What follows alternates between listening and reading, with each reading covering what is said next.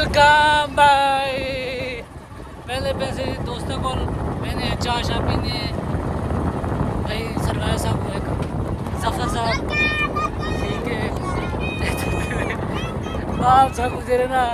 बड़ा भारी में खिलाफ है सर पता नहीं क्यों की जिद्दे पै गए थे हल्के सहने को पैसे भी देते सारा कुछ किते पहले पैसे दोस्तों को देखो भाई क्या पड़ती है किते एक दोस्त ही फोन किते हाँ। आओ जो भैया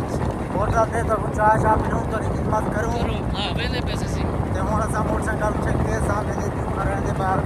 होटल दे चाय पीऊं जो बंदा न्यू है जल्दी जल्दी चैनल को सब्सक्राइब मार लवे ताकि ये जो वीडियो तो तक रोज आंदे रह वने ते